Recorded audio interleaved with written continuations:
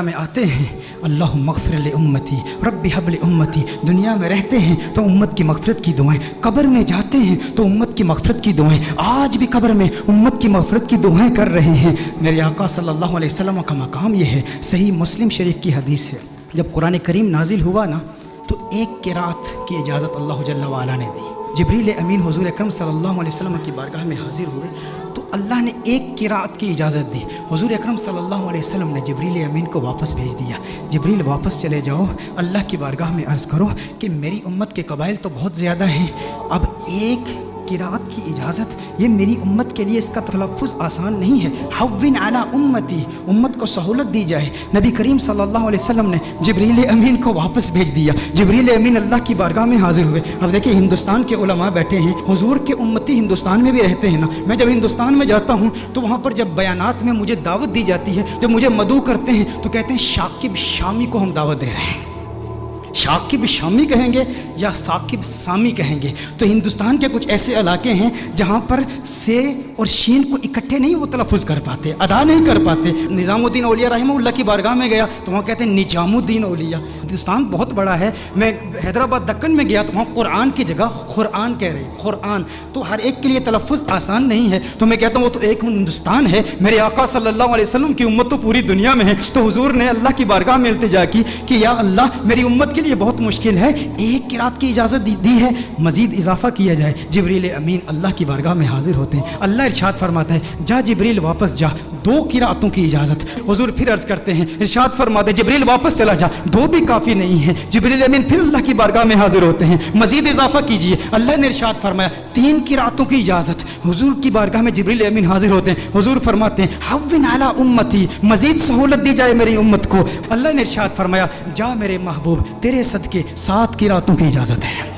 اللہ ناراض نہیں ہوا، اللہ نے ناراضگی کا اظہار نہیں کہ میں ارحم الراحمین ہوں، میں اپنی مخلوق کے تلفظ کو نہیں جانتا تو کون جانتا ہے؟ میرے محبوب بار بار جبریل کو واپس کیوں بھیجتا ہے؟ میں نے تو قرآن نازل کیا نا، لیکن اللہ نے ناراضگی کا اظہار نہیں کیا بلکہ اللہ جل وعلا نے پیار کا اظہار کیا۔ اب اللہ کا پیار کیا ہے، اللہ کی محبت کیا ہے کہ محبوب یہ جو 3 بار تجھے تکلیف اٹھانی پڑی نا کہ تو نے جبریل کو 3 بار بھیجا ہے میری بارگاہ میں، اس تکلیف کی وجہ سے محبوب تجھے انعام دیتا ہوں، تجھ پہ اپنی عنایات کا نزول کرتا ہوں۔ وہ انعام کیا ہے؟ تجھے ضمانت والی 3 دعائیں دیتا ہوں، 3 دعائیں۔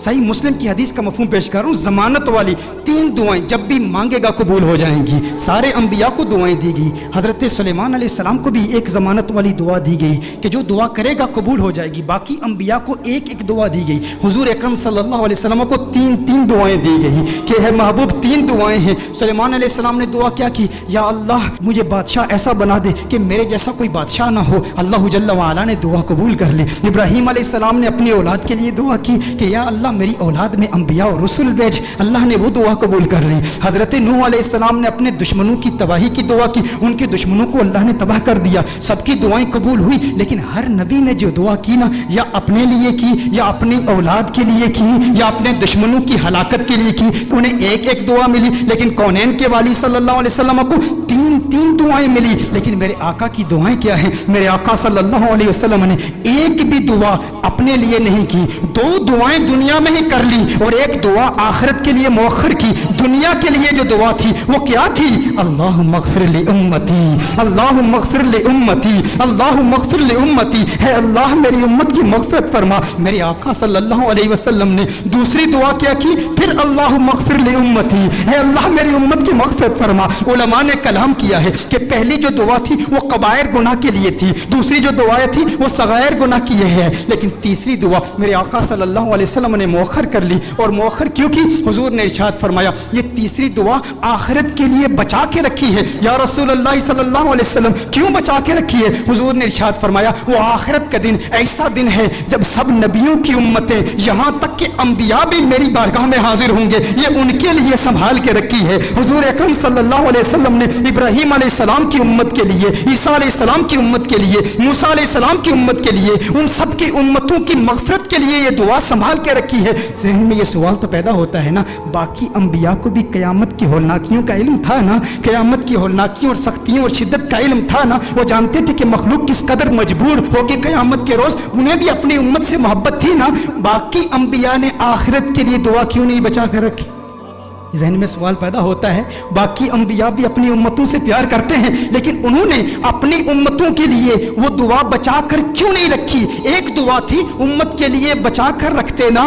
انبیاء کو پتا تھا، انبیاء جانتے تھے کہ اس لجپال کو لاج ہے۔ ارے ہم کیوں پریشان ہوں جس کی آمد کے تذکرے ہم کب سے کر رہے ہیں، اپنی امتوں کو بتا رہے ہیں وہ محمد عربی آ رہا ہے، وہ لجپال ہے، جہاں اپنی امتوں کو بچائے گا وہاں ہماری امتوں کو بھی بچائے گا۔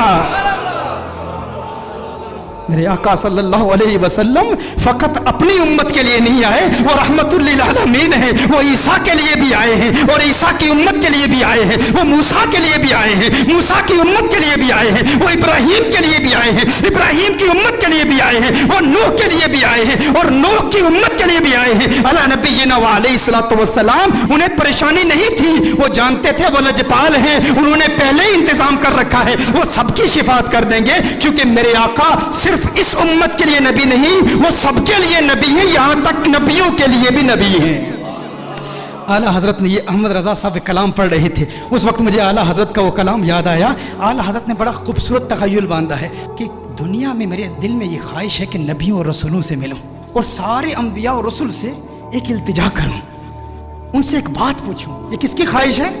اعلیٰ حضرت کی خواہش ہے کہ اس دنیا میں سارے انبیاء اور رسول سے ملاقات کروں اور ان سے ایک سوال پوچھوں۔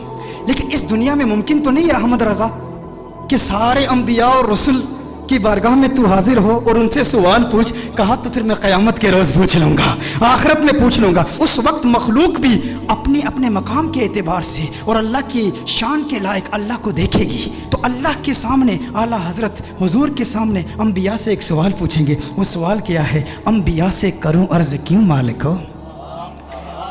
انداز دیکھیں، تیور دیکھیں، ادب کا مقام دیکھیں، حضور کا احترام بھی ہے، امتی آپ کا ہوں، لیکن انبیاء سے ایک سوال پوچھنا چاہتا ہوں، انبیاء سے کروں عرض کیوں مالک ہو؟ کیوں مالک ہو؟ انبیاء سے کروں عرض کیوں مالک ہو؟ کیوں مالک ہو؟ کیا نبی ہے تمہارا ہمارا نبی؟ یہ جو ہمارے آقا ہیں، جو ہمارے نبی ہیں، کیا تمہارے بھی یہی نبی ہیں؟ انبیاء سے کروں عرض کیوں مالک ہو؟ انبیاء سے کروں عرض کیوں مالک ہو؟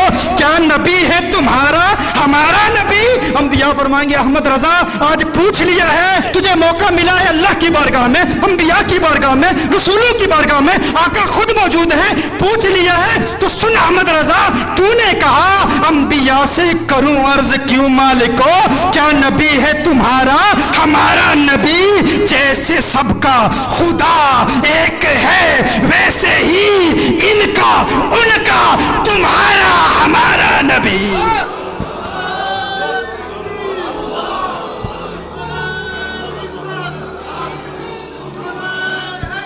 جیسے سب کا خدا ایک ہے ویسے ہی ان کا تمہارا ہمارا نبی۔ کرن بدلی رسولوں کی ہوتی رہی، چاند بدلی کا نکلا ہمارا نبی۔ کیا خبر کتنے تارے کھلے چپ گئے، پر نہ ڈوبے نہ ڈوبا ہمارا نبی، پر نہ ڈوبے نہ ڈوبا ہمارا نبی۔